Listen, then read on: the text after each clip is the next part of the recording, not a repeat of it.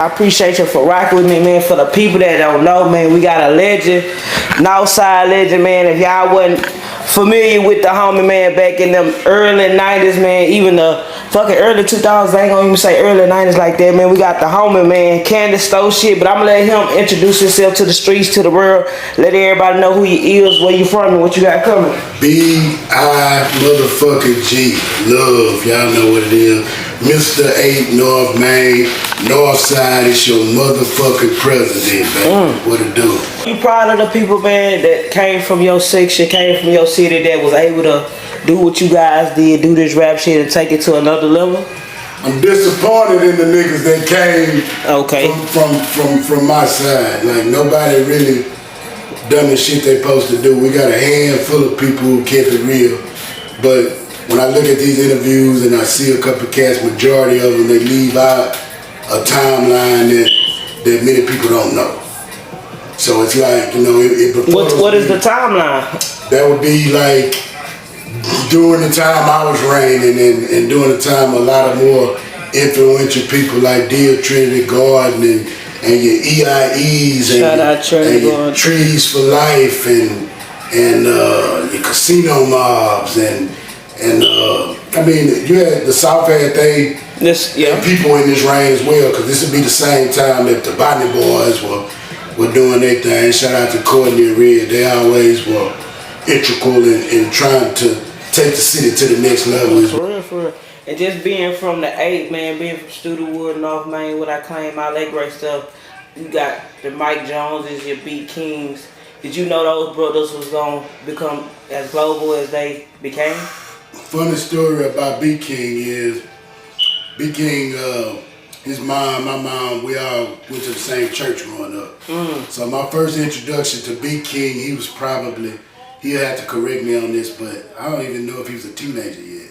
He's probably preteen or early teens, and I was always integral in music and had studios everywhere I was. She brought him to me as a youngster, so she was like, hey, this is, you know, the young guy goes to the church, he's interested in music, and oh man, he came right in. I think I had a Kurzweil keyboard back then. He knew what it was, you know, but at this time, you know, there was no, the legend of B King was yet to exist.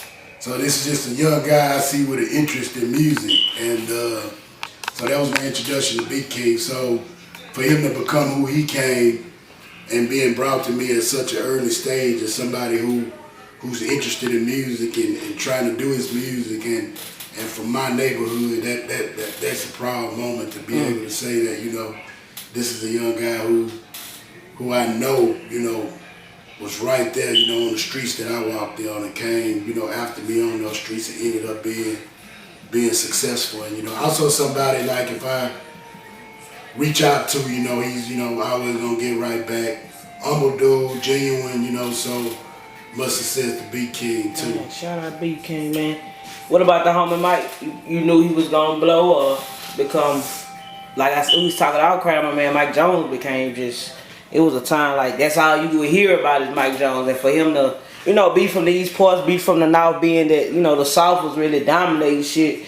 And he, like I say, right up the street. He's one of the few people, if you see Mike in a crowd like Mike can do, a lot of people and artists from Houston can rock clubs. Mike can rock arenas. Mike can, his fan base is just so wide that, I mean, it's hard to hate on somebody who can touch it. You say Mike Jones is the most successful? That's who you'll give it to. When I'm saying successful, I'm not talking monetarily. Right, okay. Because I know you got people who did good investments like Chameleon now. Shout out Cam. You got Slim did some good investments. So I mean, you got people who probably invested in monetarily might be okay, but if we're talking success in music, I think if we talking sales, like I doubt any of those guys that I named can surpass the sales of Mike Jones. Like we talking somebody with double platinum plaques. I feel like I'm one of the few who represented real for the city. What you mean by real? I stayed true to the same team.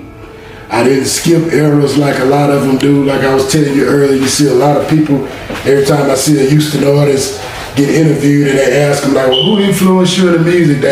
jump straight to, oh, Scarface, Ghetto Boys, come on, man, get out the gas. You niggas weren't even old enough to know much about no Scarface and no Ghetto Boys. Nigga, on the back street. y'all know Big Love was your people, man. Tell the truth, these same artists, you know, from your Slim Thugs to your Mikes, a lot of these people, you know, they told me and they looked in my face and they told me that if it weren't for them, you know, I love when we saw you on the stage, that was the turning point in their careers. I'm the one who made it possible for them to believe.